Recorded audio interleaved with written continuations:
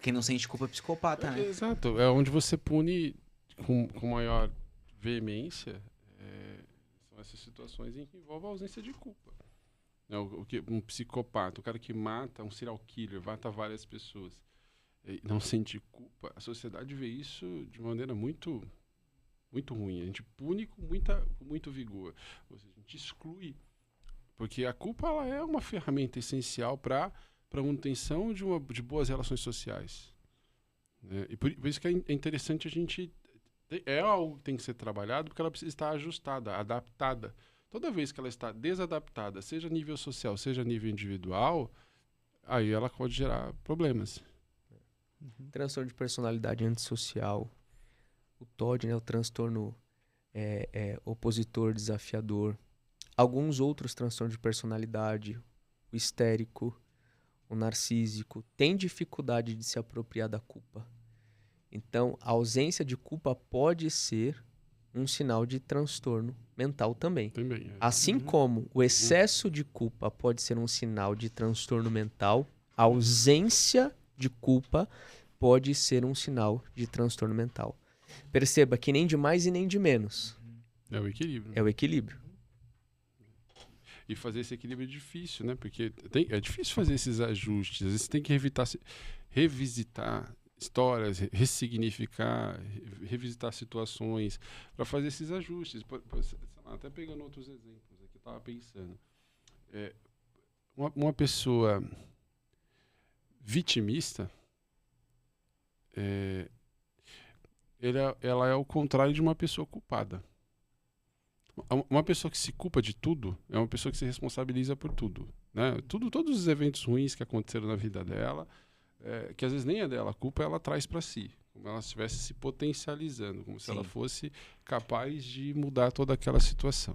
Isso é ruim, porque a culpa vai trazer para ela uma ideia de punitiva, né, e de não merecimento das coisas, e essa ideia de não merecimento vai gerar uma vida extremamente conformada, um conformismo com tudo que vem acontecer com ela. Ou seja, uma pessoa que vai ter a vida travada, né? Que é diferente da vítima, né? A vítima é aquela que não se responsabiliza por bolhufas nenhuma. Tudo ela... Né? Culpa do outro. Tudo é culpa do outro. Quando esses dois se encontram, cara... É a fome com a vontade de comer. Verdade, cara. Quando esses dois se encontram, E eu gosto da frase do Fê, que a culpa, quando ela é responsabilidade do outro, quando eu atribuo ao outro, vira uma economia. É econômico. Né? Eu gosto da frase do Fê. Responsabilizar o outro, culpar o outro das minhas inabilidades, das minhas imperfeições. Imperfeições é mais barato. Sim. Frase do Fernando. Mas não é? É econômico.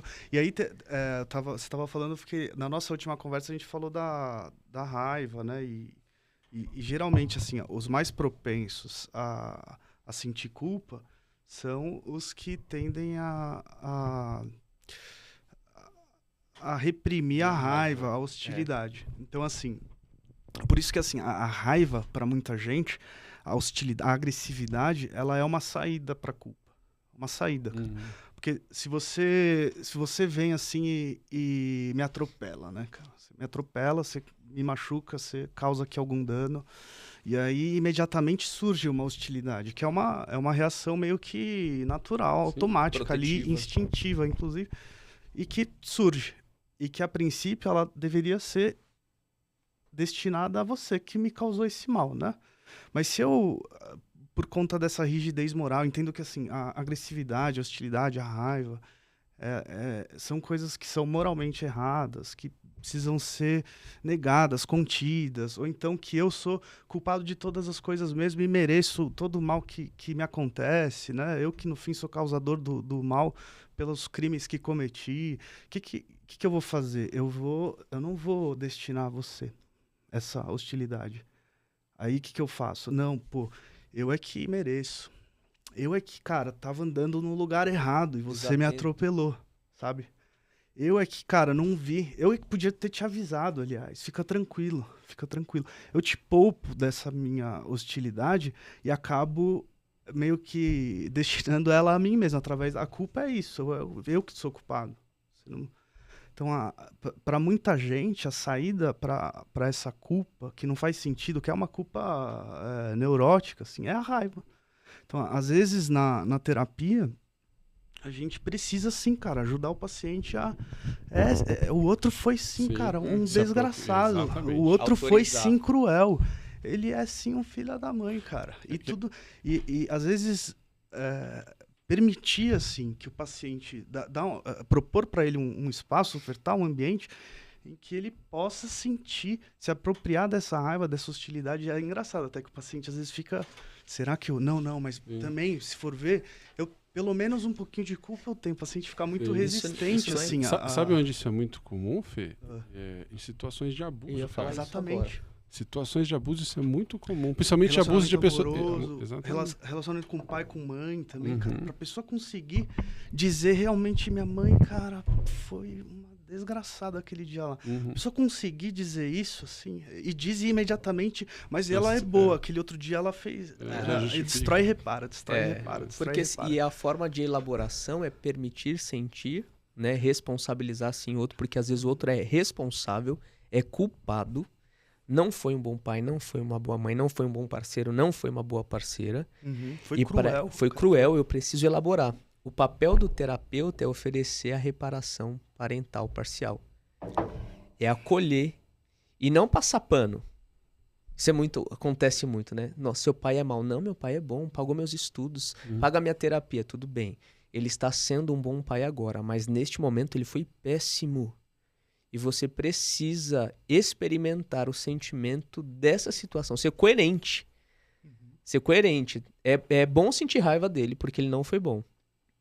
Até para que eu consiga elaborar essa história vivida. Senão eu vou reproduzir nas outras relações. Ou sendo o agente de abuso, ou perpetuando a posição de abusado. Sim. A própria ideia do perdão, né? Quando você perdoa alguém, não é a invalidação do que ele fez, né? Sim. Aí entra outro passo, né? Igual o exemplo que o Lê trouxe do pai, né? Assim, porque no primeiro momento foi ruim, fez atitudes ruins, né? E você precisa devolver a ele essa responsabilidade daquele ato, não carregar a culpa consigo. Não, a responsabilidade é dele, a culpa é dele. Tá, mas e aí, o que eu faço com isso? Mudou tudo agora. Aí entra o que você falou agora, perdão. Né? O perdão vamos dizer assim, é a chave, é a saída, é o próximo passo para que a pessoa consiga, muitas vezes, se curar, né, de culpas que ela se coloca. Aqui, o perdão daria outro podcast. Véio. Nossa. Mas a pessoa precisa passar pela raiva, Precisa, pelo ódio, precisa. se for o caso. Eu tive um paciente que isso ficou bem evidente, assim, tinha passado por uma situação de abuso no contexto familiar, uma pessoa que eventualmente estava presente, convivia e tal. Mas a narrativa dele, né, pro abuso é que não, veja bem, mas, né, se for ver, não sabia direito o que estava fazendo, outro, mas era até jovem. gostava. Era também, se for ver, não nem caracteriza, né, pela idade, se for ver e tal, beleza.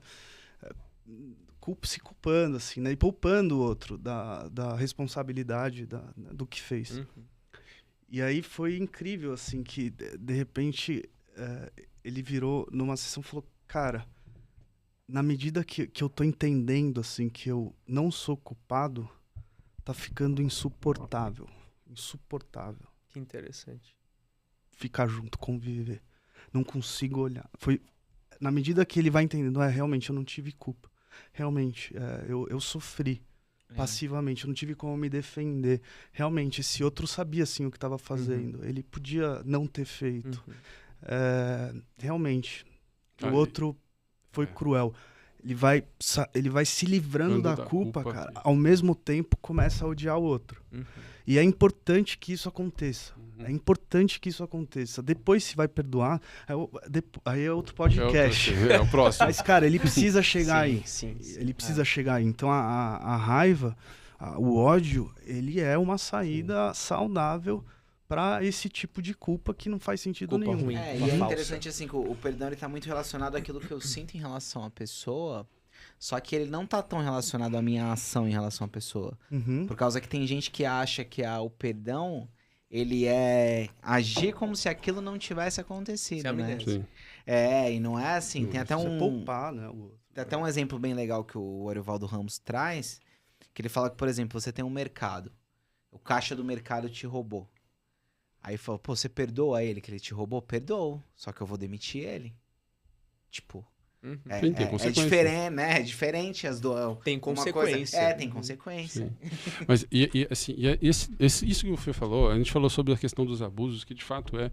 Eu lembro de uma história, cara. Cara, assim, eu tava na faculdade. Acho que posso falar porque faz muitos anos, né? Só Não pode contar dizer os o nomes. nome. Não vou dar Pode- nome. Não vou dar nome, obviamente. Tem que Mas dar uma floreada. é que eu não Pra gosto pessoa nem não de identificar. contar contexto. Falo de uma maneira sempre muito geral, assim, né? Para que ninguém ache que né, a gente Troca esteja. o gênero. Mas eu tava, cara, quinto ano de faculdade, assim, faz muitos anos. Era estágio. Olha como a gente aprende, né? Olha os fogos que a gente entra. E eu lembro que um dos primeiros casos que eu atendi na vida foi de uma mulher que flagrou a filha de 6 ou 7 anos sendo abusada pelo padrasto, no caso que era marido dela. Uhum. E uma coisa que me intrigava muito, e óbvio, assim, hoje é outro olhar, mas na época, é porque ela culpava a filha por aquilo que tinha Sim. acontecido. Sim. Ela via a filha dela como uma concorrente. Isso. Então, ela tinha muita Isso que eu ia falar, porque às dificuldade. vezes o amor pelo marido é maior do que pelo filho. Pode acontecer.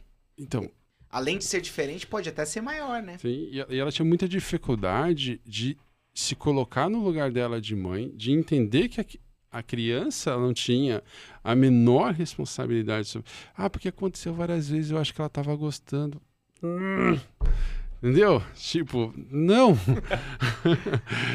Enfim, e assim, então ela no início ela ia visitar, o cara foi preso e tal. E aquilo era uma angústia, era um sofrimento, porque ela oscilava muito entre a raiva e a culpa. Oscilava muito, cara. Raiva do cara também não. A raiva dela, do cara, da filha, de todo o contexto, assim. E ficava oscilando o tempo todo. Tanto é que no início, como eu falo, ela foi conseguindo entender o que estava acontecendo. Ela ia, por exemplo, visitar o cara na cadeia, no início. Depois que a gente foi fazendo... Cara, Ele foi preso por isso? foi preso por isso. Tá. Foi preso por isso. Né? Então, depois que ela foi entendendo... Tanto é que ela não ficou com a filha foi morar com o pai na época, né? Ela deu um jeito de tirar a concorrência, assim. E no início, ela foi visitando, né, o padrasto, assim. Ela não responsabilizava tanto ele. Com o tempo, aí ela foi entendendo o papel dela, de mãe. Ela foi entendendo o papel da filha, que foi vítima. E foi entendendo o papel do cara, como responsável por tudo isso. E aí o comportamento dela foi mudando a partir do momento que ela foi conseguindo organizar todos esses sentimentos dentro dela. Então, aí ela não foi mais visitar ele. Aí sim, na hora de, não sei se era depor, alguma coisa assim que ela precisava fazer, foi sem culpa. Aí já estava pensando em trazer a filha de volta. Né? Mas no início já era essa dificuldade. Por isso que o ajuste das nossas emoções, o gerenciamento de tudo isso, eles vão influenciar também no nosso comportamento. É uma coisa que eu percebo nessas mães, é que elas têm uma dificuldade de lidar com o fato que ela que escolheu aquele cara, né? É uma outra Porque possibilidade. ela que trouxe esse cara pra dentro de casa, É um sabe? olhar. Mas não tem como E saber. às vezes ela cara. faz uma negação disso, né? É um olhar. Né? É, A gente tá quase... encerrando. No final, né? Mas eu queria só complementar, a gente ia falar para um próximo podcast do perdão, mas que faz sentido dizer aqui sobre a culpa ainda, a pessoa muito culpada e equivocadamente culpada, ela tende a acreditar que ela perdoa facilmente. Não, eu perdoei, aconteceu aquilo, mas eu perdoei. Não, tá perdoado. Não.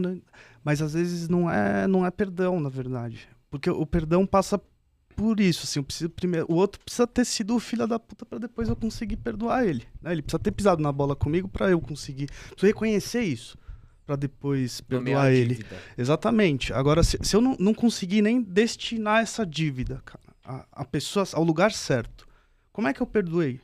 Então, às vezes essa ideia de que perdoou o outro, não é que perdoou o outro, é que poupou o outro da responsabilidade do que fez e se apropriou da culpa, assumiu a culpa, como se o outro não tivesse feito nada, e chama isso de perdão, o que não é. É uma hostilidade que tá, cara, reprimida, destinada pro endereço errado. Ainda e não que- houve uma compreensão do que aconteceu, né? Não, o perdão tá muito longe para essa É pessoa. outro nome. Isso é outro nome. Isso Pode ser protetor desligado, negação das emoções, né? A terapia Ou do até esquema desculpa. chama protetor desligado. Eu desculpei, né? Eu tirei dele a culpa. É. Eu desculpei. Tirei Faz a sentido. culpa dele. É minha agora. Pode ser empatia patológica. Hein? Legal. Bom, então, pra gente encerrar, eu queria falar pra vocês rapidinho, dar uma dica, no sentido cada um dá uma dica, pra pessoa que se sente muito culpada. Eu diria, procure terapia. Excesso de culpa não é saudável, não é sinal de saúde, é sinal de transtorno.